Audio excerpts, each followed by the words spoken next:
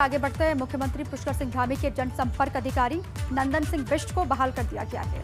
पिछले महीने बागेश्वर में खनन सामग्री के साथ पकड़े गए डंपर को छोड़ने के लिए जिला प्रशासन को पत्र लिखने के मामले में उन्हें हटा दिया गया था और शासन के अधिकारियों का कहना है कि इस पूरे मामले की जांच करवाई गई थी, जिसमें शिकायत सही नहीं पाई गई, जिसके बाद उनकी बहाली हो गई है चुनाव से पहले। सीएम धामी के पीआरओ नंदन सिंह बिष्ट, जिनको हटाया गया था डंपर छोड़ने के एक मामले को लेकर, सोशल मीडिया पर वायरल हुआ था पीआरओ का खत और उसके बाद अब देखिए उनकी बहाली हो गई है। आचार संहिता लागू होने से पहले उनको बहाल कर लिया गया।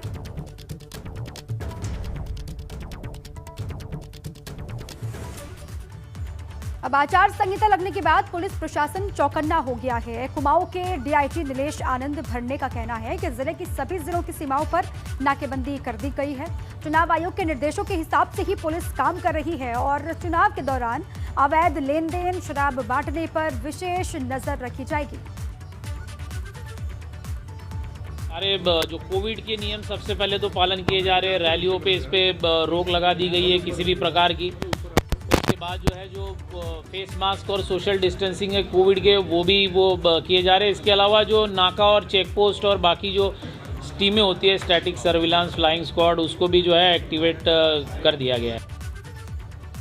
चुनाव आचार संहिता लगने के बाद अब राजनीतिक दलों का बैनर पोस्टर हटाने का जो काम है वो शुरू हो गया है। राजधानी देहरादून में सड़कों पर लगे बैनर पोस्टर को हटाया जा रहा है, तो वहीं बागेश्वर में प्रशासन की तरफ से राजनीतिक दलों को चुनाव होर्डिंग हटाने के निर्देश दे दिए गए हैं। प्रशासन का कहना है कि अभी तक अधिकतर होर्डिंग्स हटा दिए गए हैं।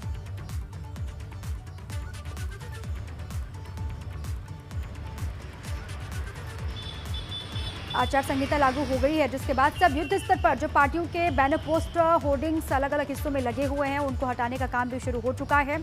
आचार संहिता लागू होते ही अलग अलग हिस्सों में जो तस्वीरें लगातार लगाई जा रही थी पिछले कई महीनों से, अब उन सभी होर्डिंग्स को किस तरीके से हटाया जा रहा है वो भी आपको हम दिखा रहे हैं। चुनाव आयोग ने चुनाव की तारीख का ऐलान कर दिया। 14 तारीख को चुनाव होने हैं उत्तराखंड में। उससे पहले आचार संहिता लगी हुई है और इसी के मद्देनजर जो होर्डिंग हैं, जो पोस्टर बैनर्स हैं, उनको लगातार हटाया जा रहा है। और ये तस्वीर दो आपको दिखा रहे हैं। देहरादून की एक तस्वीर है, यहाँ पर भी लगातार युद्ध स्तर पर कोशिश ये हो रही है कि अधिक से अधिक होर्डिंग्स को हटाया जाए। और साथ ही बागेश्वर से भी जो तस्वीरें आई हैं, वहाँ से भी ये आप देख पा रहे हैं कि वो भले ही भारतीय जनता पार्टी का पोस्टर हो, कांग्रेस के झंडे बैनर लगे हुए हों या फिर होर्डिंग्स हो आम आदमी पार्टी के, सभी को हटाया जा रहा है। जो अलग अलग हिस्सों में लगातार लगाए गए हैं, जो स्लोगन लिखे गए हैं चुनाव के लिए, उनको भी लगातार मिटाया जा रहा है। उन पर भी पोताई का काम वहाँ पर शुरू हो चुका है। तो कुल मिलाकर के नगर पालिका, नगर निगम की तरफ से ये काम हो रहे हैं देहरादून और बागेश्वर में।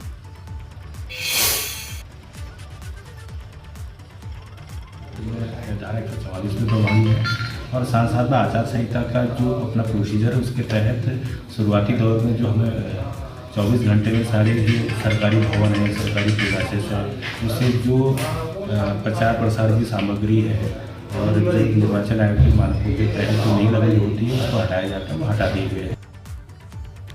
सियासी खबरें हमने आप तक पहुंचाई। अब बात है मौसम का हाल। आपको बता दें, उत्तराखंड के पहाड़ी इलाकों में लगातार बर्फबारी जारी है।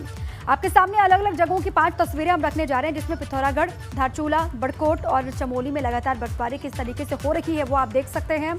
अल्मोड़ा में बीती रात से शुरू हुई बारिश ने लोगों की मुश्किलें बढ़ा रखी हैं और साथ ही अलग अलग इलाकों की जो तस्वीरें आई हैं, वहां पर भी लगातार बारिश, बर्फबारी का दौर जारी है। पिथौरागढ़ के धारचूला की तस्वीर भी आप देख पा रहे हैं। चमोली में भी लगातार बर्फ की चादर आपको दिखाई दे रही है। अल्मोड़ा में भी लोग अलाव का सहारा लेते हुए दिखाई दे रहे हैं ठंड से बचने के लिए। पिथौरागढ़ में भी लगातार हो रही है बर्फबारी और साथ ही बड़कोट में भी बर्फबारी का सिलसिला जारी है। कई हाईवेज, कई सड़कें बंद हो गई हैं, बाधित हो गई हैं बर्फ की वजह से, जिनको भी दुरुस्त करने का काम चल रहा है। जेसीबी की मदद से रास्ता खुलवाया जा रहा है। अब शुरुआती दिनों में लगातार बारिश और बर्फबारी से लोग लुत्फ उठाते हुए दिखाई दे रहे थे। अब वो अलग अलग इलाकों में परेशानी का सबब बनती हुई ये तस्वीरें दिखाई दे रही हैं। पहाड़ पर इन दिनों काफी मुश्किलें बढ़ गई हैं वहां के लोगों की और लोगों को दोहरी मार इस वक्त में झेलनी पड़ रही है। एक तरफ तो कोविड है, कोरोना की मार है, तो वहीं दूसरी तरफ मौसम की मार से लोग बेहद परेशान हैं। आज भी मौसम साफ रहने की उम्मीद बहुत कम है उत्तराखंड में, क्योंकि पहाड़ सफेद चादर में लिपटे हुए हैं। बर्फबारी ने ऊंचाई क्षेत्रों में रहने वाले लोगों की मुश्किलें बढ़ा दी हैं। एक तरफ कोविड, आप समझिए कोविड के केस लगातार बढ़ रहे हैं। उत्तराखंड बहुत छोटा सा प्रदेश है, लेकिन अब वहां पर मामले बढ़ रहे हैं। एक तरफ कोविड की मार और दूसरी तरफ है मौसम की मार, दोहरी मार पड़ रही है कुल मिलाकर के।